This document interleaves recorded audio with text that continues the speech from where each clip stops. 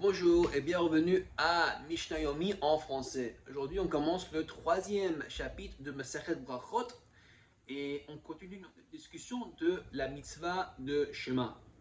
On continue notre discussion par rapport à qui a une exemption à la mitzvah de Shema et qui n'y a pas. Dans ce cas-là, on parle d'un enterrement. Est-ce qu'il y aurait une mitzvah de faire Shema dans ce cas-là?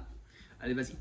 Mi shemeto mutal lefanav. C'est quelqu'un, il a un proche qui vient d'être décédé. Et le Mishnah dit qu'il est devant lui, mais pas, ça ne veut pas dire littéralement qu'il est devant lui, mais ça veut dire qu'il a une obligation d'enterrer ce proche, parce qu'il y a une mitzvah de ne pas laisser un corps juif mort sans être enterré.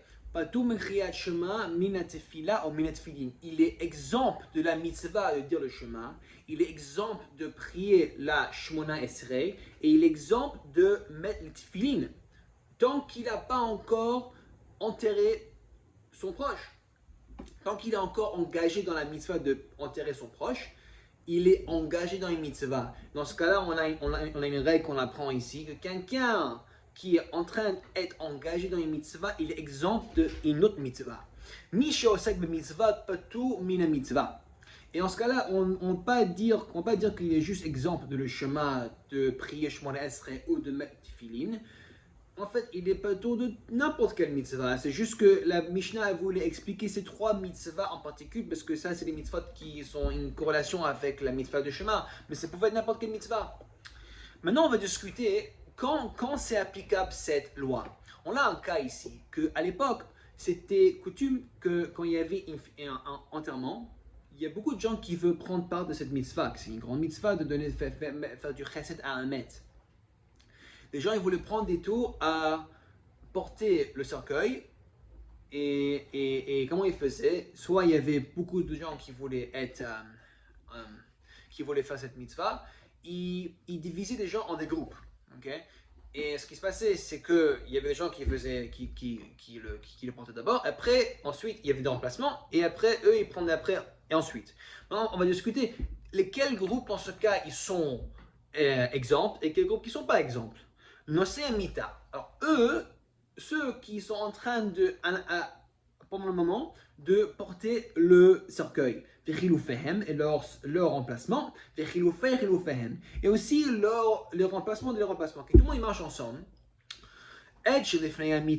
Eux qui marchent devant le cercueil pendant qu'ils attendent leur tour parce qu'ils n'ont pas encore porté le cercueil. Et eux qui sont derrière le cercueil, ils marchent derrière parce qu'ils sont déjà fait la mitzvah de porter le cercueil, ou soit il ne veut pas le porter. Ça, c'est la loi. Qu'il y a un besoin pour eux, que le cercueil a un besoin pour eux. Ça veut dire que soit ils sont en train de porter le cercueil, soit ils vont le porter après. Ils ne sont pas obligés. Paturim, ils ne sont pas obligés de dire le chemin parce qu'ils sont engagés dans une mitzvah de enterrer le mort. Et on sait que si tu es engagé dans une mitzvah, tu es exempt de faire une autre mitzvah. Mais eux, qui n'y a pas de besoin pour eux par rapport à le cercueil, parce que soit ils sont déjà portés le cercueil, ou soit il ne veut pas le porter, il veut juste l'escorter. Eux, ils sont obligés de dire le chemin, parce que eux, ils ne sont pas occupés dans une mitzvah.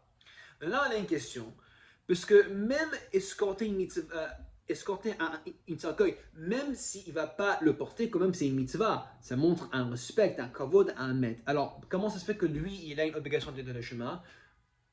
Parce qu'on apprend ici une règle par rapport à cette règle de Osek mitzvah, pas trouver mitzvah. Quand est-ce qu'on dit que quand tu fais une mitzvah, tu es exempt de faire une autre mitzvah? Seulement si la deuxième mitzvah, elle va t'entraver, elle va t'enlever la capacité de faire la première. Alors par exemple, si c'est pour le chemin, tu n'as que besoin pour le chemin de t'arrêter et dire la première verset. Shema Israël Adonai Eloheinu Adonai Echad. La première verset, tu dis comme ça, debout au même endroit. Après, tu peux continuer à marcher comme on l'a vu dans le premier chapitre, que tu peux même dire le chemin en marchant à pied. Alors, dans ce cas-là, tu peux dire le chemin en même temps que tu fais la mitzvah de escorter le cercueil et ça ne va pas t'entraver. Alors, c'est pour ça qu'on fait une différence avec ça. Mais, ve'elu peturi min hatefila. Mais dans n'importe quel quoi, dans n'importe quel cas, soit il est en train de porter le cercueil, soit il est en train de escorter le cercueil, il n'a pas d'obligation de prier la mida, le shmona esrei. Et sur ça, on a trois réponses. Le premier, c'est parce que, pas comme le shmona esrei, c'est que des rabbanan, c'est une loi rabbinique, et souvent on voit dans la halakha que les lois rabbiniques, ils sont beaucoup plus indulgents, et dans ce cas-là, comme ils sont en train d'escorter, il fait une mitzvah, on n'a pas obligé les gens à faire le shmona esrei. L'autre raison, c'est parce que le shmona esrei n'est pas comme le chemin qui a besoin d'une concentration juste pendant la première phrase, mais le shmona esrei, de début jusqu'au fin, il faut qu'il y ait une concentration. Alors si quelqu'un est en train d'escorter le cercueil, il ne va pas avoir une assez forte concentration pour pouvoir faire la shmona esrei. Et la troisième raison, c'est parce que le shmona esrei, c'est pas comme le chemin où tu peux dire presque tout en marchant. Le shmona esrei, il faut que tu le fais debout au même endroit depuis le début jusqu'à la fin. En ce cas-là, c'est un cas de mishosek b'mitzvah, poto b'mitzvah. Parce que quand lui, il va s'engager dans la shmona esrei, ça va l'entraver de faire la mitzvah de escorter un cercueil, parce qu'il ne va pas pouvoir marcher pour l'escorter. Ok, le deuxième Mishnah. Après les enterrements, souvent il y avait une coutume à l'époque que les personnes en deuil, ils vont aller dans un certain endroit dans les cimetières, proche du cimetière, et les gens qui vont donner du confort aux gens, les personnes en deuil, ils vont se mettre en des lignes, et ils vont marcher devant eux, ils vont donner les mots de confort. Maintenant, on va discuter quels sont de ces gens qui sont en train de faire cette mitzvah, qui ils ont une obligation de dire le chemin ou pas. Kavu est un maître Razrou. Après que les personnes en deuil, ils sont enterrés leur mort. Maintenant, ils sont en train de retourner de la cimetière avec tout le monde d'autre, avec les gens aussi qui vont leur donner du confort pendant où ils vont leur mettre dans les où ils vont les mettre ils vont être dans leur ligne.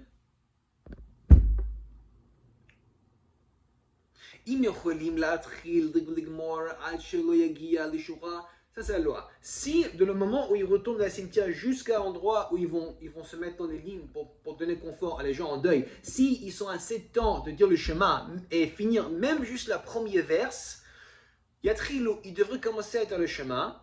Et après, quand ils arrivent à leur ligne, ils s'arrêtent parce qu'ils vont être en train de faire une mitzvah. Au moins tu peux t'attendre de dire la première verset, que ça c'est la partie essentielle de le chemin.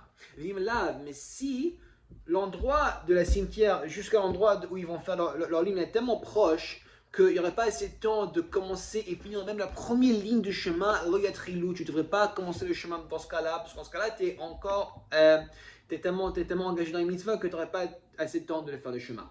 Maintenant, on va voir aussi à la fin, quand les gens ils vont être dans leur ligne, qui est exemple dans la mitzvah. Hamdim beshura. Eux qui sont en train de donner confort aux personnes en deuil pendant qu'ils sont dans leur ligne. Hapnimim peturim. Eux maintenant qui sont dans la ligne devant s'il y a deux lignes, il y a une ligne devant, il y a une ligne derrière, et les personnes en deuil, ils vont marcher au milieu. Pendant s'il y a deux, ils vont passer au milieu. Eux qui sont à l'intérieur, qui sont face à face avec les personnes en deuil, eux, ils sont exempts parce que eux, ils sont en train de donner les mots de confort à les personnes en deuil. Ils sont en train de faire une mitzvah. Mais eux qui sont derrière, eux, ils ne voient pas les personnes en deuil. Ils sont juste là-bas pour donner plutôt l'honneur, parce qu'il y a plus de gens qui donnent le kavod à un maître. Eux, ils sont obligés de dire le chemin. Parce qu'ils ne sont pas en train de faire la mitzvah, de confronter les personnes en deuil de où ils sont derrière. Même si tu dis qu'ils sont en train de faire une mitzvah parce qu'ils donnent kavod à un maître, ça c'est un cas ça ne t'entraverait pas de dire le chemin et aussi de donner kavod à un maître parce qu'on est juste concerné que tu as une présence. Mais si tu dis un chemin, si tu dis chemin, même si tu es là-bas pour donner l'honneur, tu peux faire les deux au même temps. Chazak ou Baruch et Shabbat Shalom.